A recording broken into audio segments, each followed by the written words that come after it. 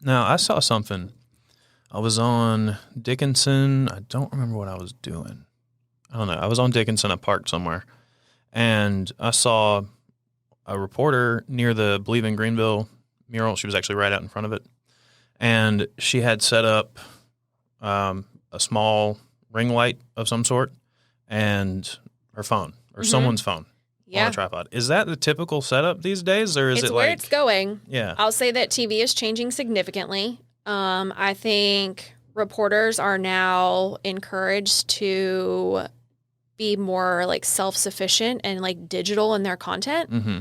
And I have some personal opinions about that because I think you lose quality whenever you start shooting things on different devices. Yeah. I understand that it's cheaper. I understand that it's less, I guess, responsibility of like equipment upkeep. It's efficient. You're not having to have a reporter out there with a camera guy.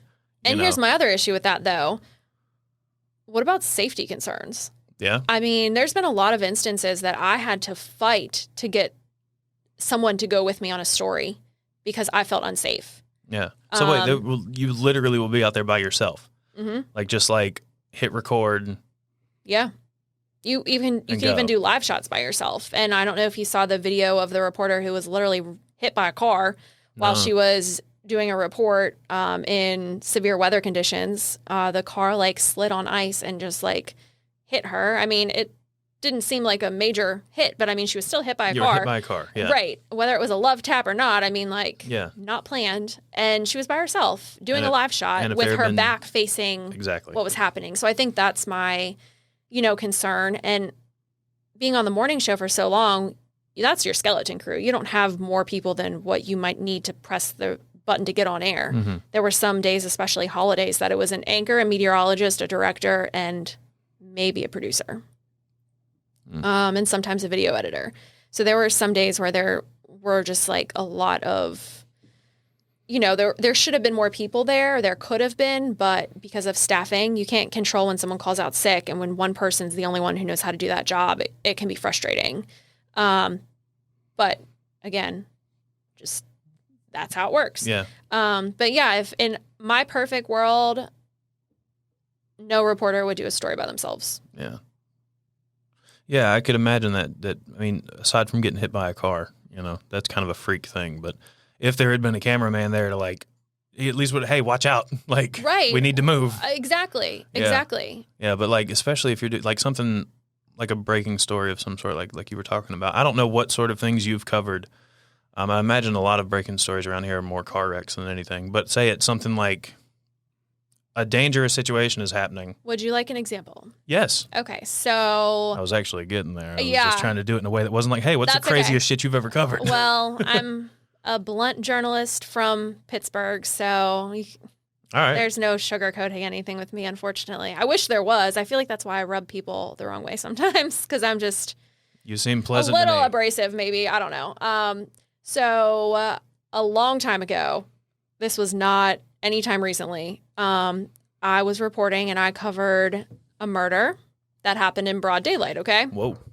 And I was, did the story, interviewed the police, and like did, the basic things. Well, at the time, there was a producer who was like, okay, we need you to go interview the family of the person who died. And I'm like, okay, number one, that's like uncomfortable to be like, hey, I'm Maria. Can you talk to me about your son who was just tragically killed? Hey, that line wasn't quite right. Could you back up and maybe do it again for me? Can you have more emotion? Like, yeah, it's Could terrible. you cry a little more? It's terrible. But anyway, I will also add that the person killed, this was gang related. Mm-hmm. And the person killed was a known validated gang member, as they call them. Mm-hmm.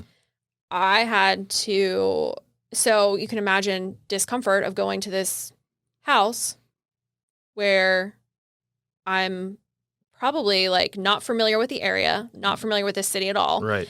And one validated gang member could be more. People are emotional, like anything could happen, and I didn't feel safe. Were the people who committed the murder, were they like apprehended or were they? No, that was the other part. They were not. Yeah. See, so there's like You want me to go to the house by myself of the person who was just murdered and the people... Where there's other people probably who were friends, relatives, whatever.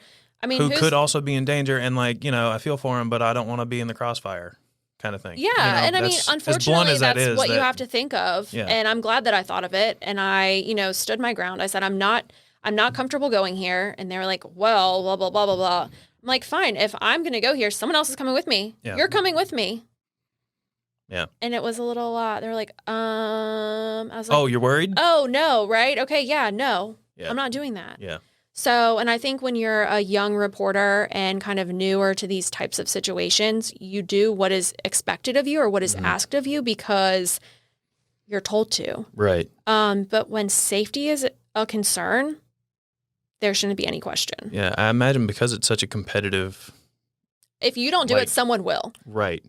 Somebody who isn't... And you have to be okay with saying, okay, fine, right, they can do it. I don't recommend them doing it because, again, not safe. Or I don't feel safe. You can't say that I guess there's some situations that aren't going to be safe. But if there's any time that, like, you don't feel comfortable. But fortunately, we had management change after that. New team came in. That would have never even been on the table. Hey there. Hope you enjoyed that clip. You can find more clips like this and full video episodes of the Small Stuff Podcast on our YouTube channel.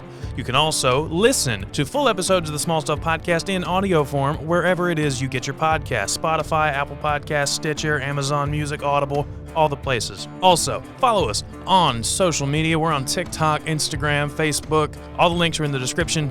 Have a nice day.